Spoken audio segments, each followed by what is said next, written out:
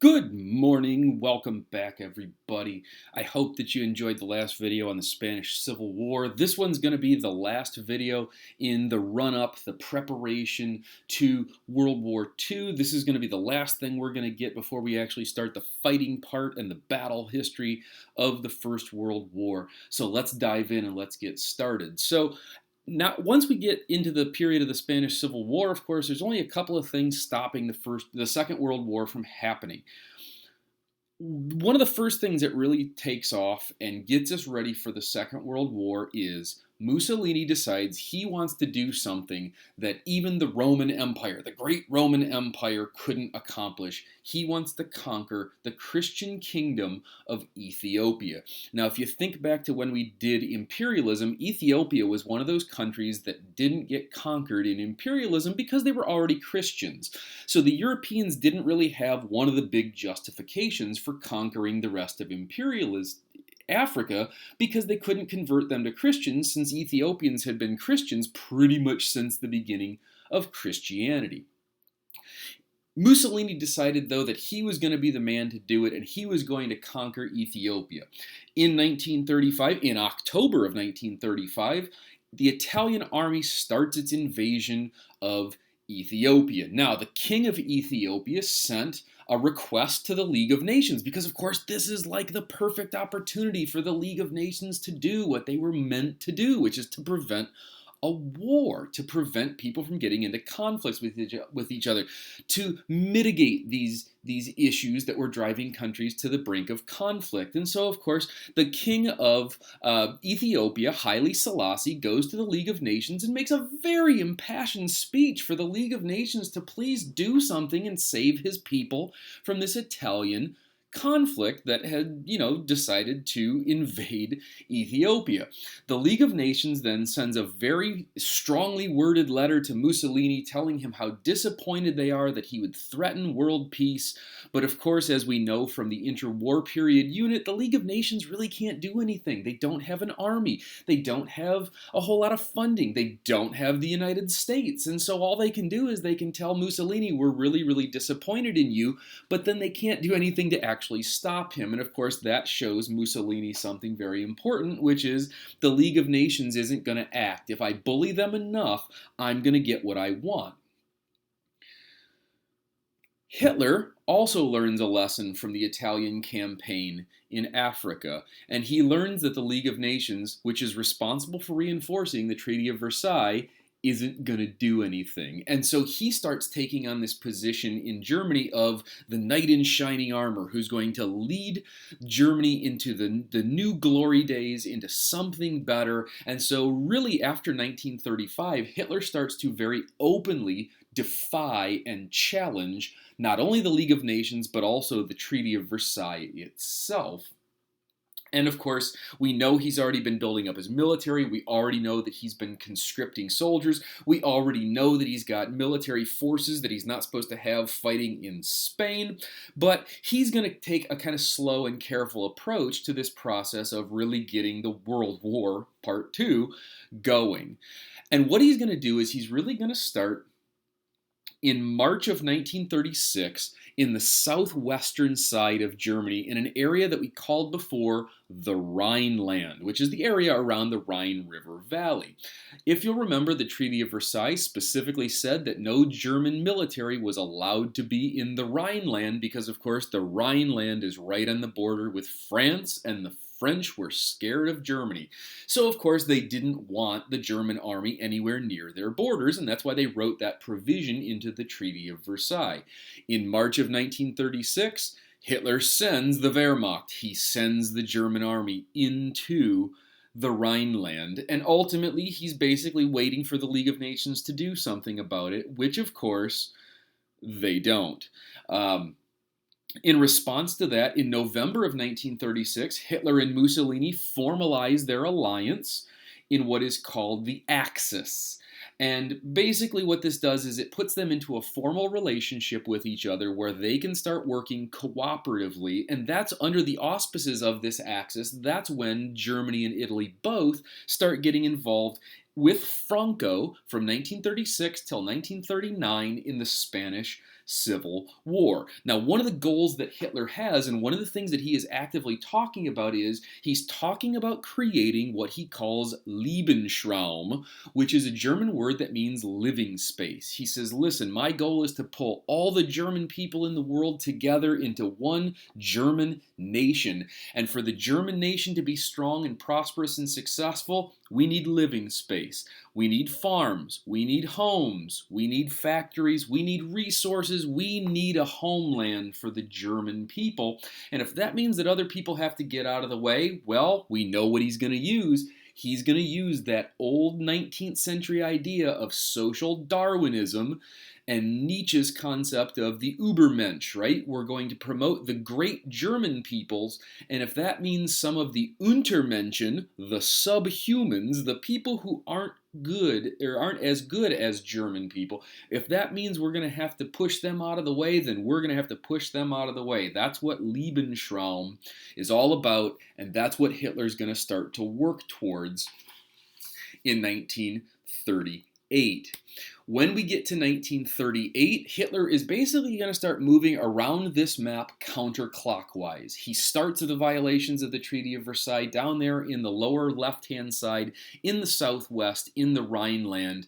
And as he moves counterclockwise, he realizes that, well, the next place that I'm going to have to deal with is Austria. And the Treaty of Versailles specifically said Austria and Germany are never, ever allowed to unify, even though they're both made up of ethnically German people.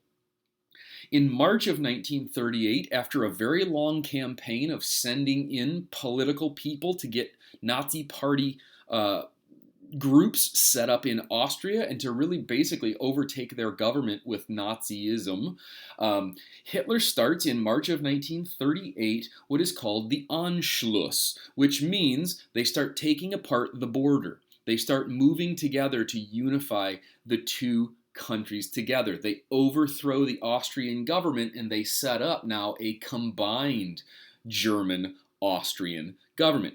Austria is seen as joining the German Empire, the German Reich, right? Reich in German means empire. And here we can actually see a photograph of the Austrians on the right and the Germans on the left taking apart the border checkpoint because, of course, in their mind, there is no border anymore. This is all one country. When the Germans get to Vienna, of course, the Nazi banners get unfurled, and ultimately they're welcomed mostly with open arms.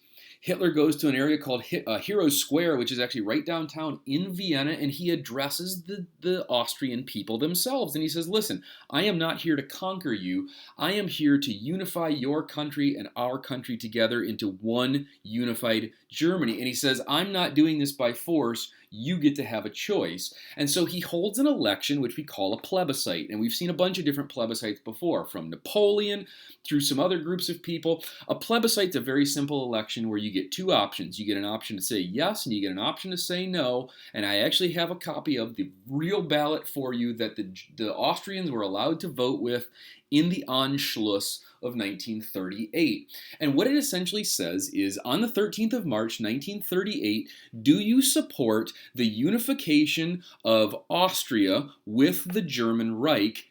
And, now you gotta pay attention to that, because if you'll notice, people in Austria have to vote on two things at the exact same time. Do they support the unification of Austria with Germany? Now, the vast majority of people in Austria would have supported that anyhow, but there's a second piece to it, and you can see that that second piece starts right there with that little tiny word und.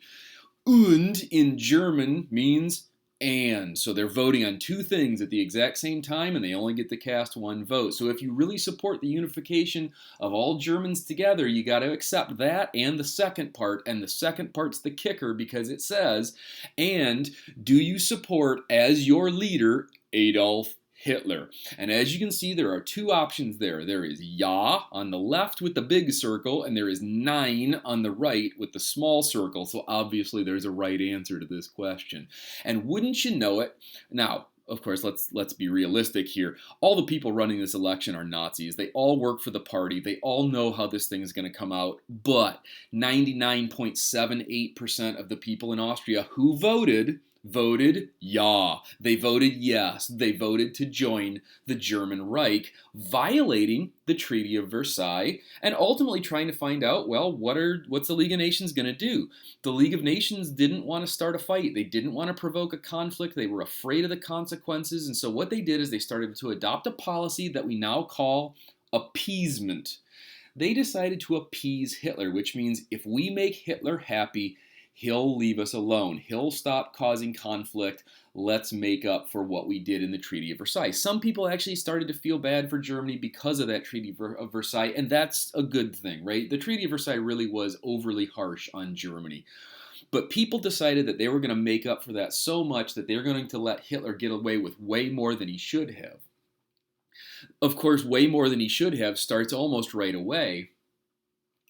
And the place that it's going to start is when Hitler realizes that the League of Nations is going to use this policy of appeasement, he also realizes that they're weak and they're going to give him whatever he wants to as long as he scares them bad enough.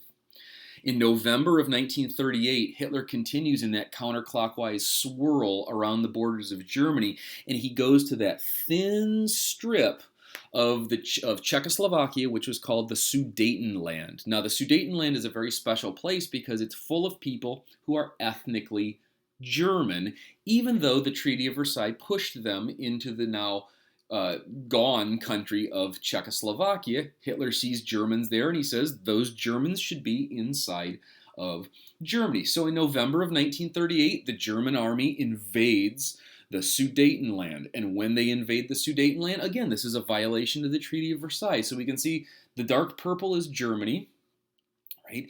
From September to November 1938, they invade that kind of medium-colored purple Sudetenland, and they make it part of the German Empire. And what they say is, we're providing Lebensraum. We're bringing Germans into the empire. Now, in response to this, the French and the British decide we've got to do something about this because Hitler's taking more and more and more stuff. So they called together a meeting, and Hitler said, I will meet with you, but I will meet with you if you come to me. This meeting is going to have to be held in the city of Munich. Now, if you remember, Munich is Hitler's base of power. It's where he was originally arrested for trying to overthrow the government. It's where the Nazi Party starts. He wants this discussion to happen on his home turf. In the picture here, we've got Neville Chamberlain and Francois Daladier, along with Hitler, Mussolini, and Ciano. And Ciano is Mussolini's son-in-law, but he was also, I think, his foreign minister. And so these five guys get together, and they're going to negotiate how to solve this problem. So what they do is they sign an agreement called the Munich Agreement. And in the Munich Agreement, they used appeasement. They told Hitler, you can keep the Sudetenland. In exchange, you have to sign your name on this paper that totally promises that you don't want any other land anywhere else in the entire world. And Hitler signs his name to that paper, and Neville Chamberlain goes back to the United Kingdom and proudly proclaims, I've achieved it, peace in our time, we don't have to have another world war, everything's great, I saved the world, you're welcome everybody.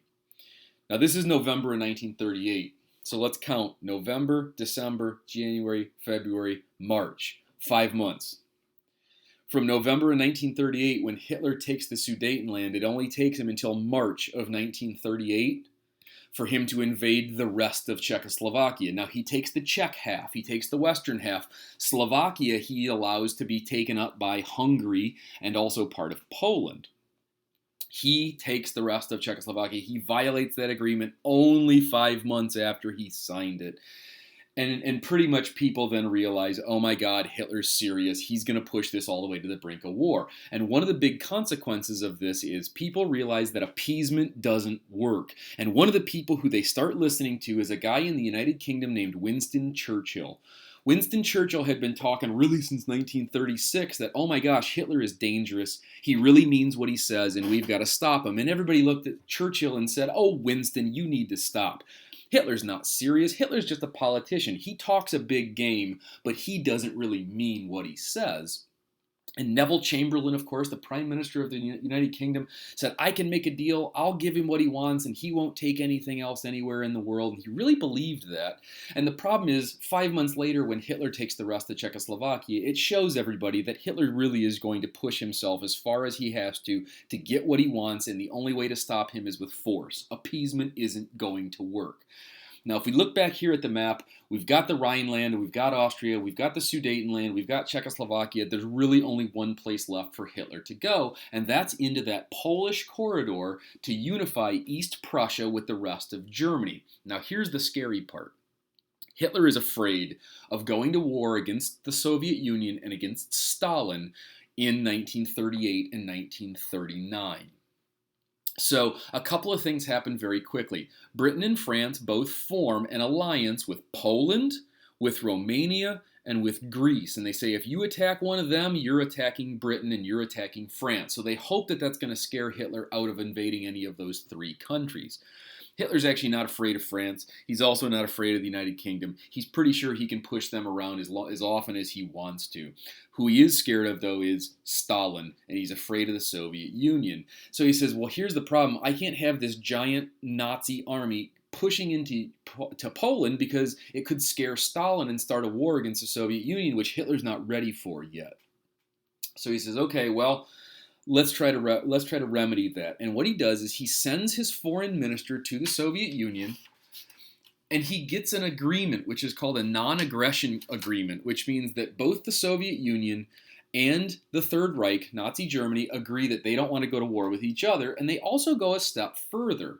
In August of 1939, Germany and the Soviet Union signed what is called the Molotov-Ribbentrop Pact for non-aggression. And one of the things they negotiate is, if you look at the map on the left, that's the actual plan. The map on the right is how it actually turns out, but the map on the left shows us.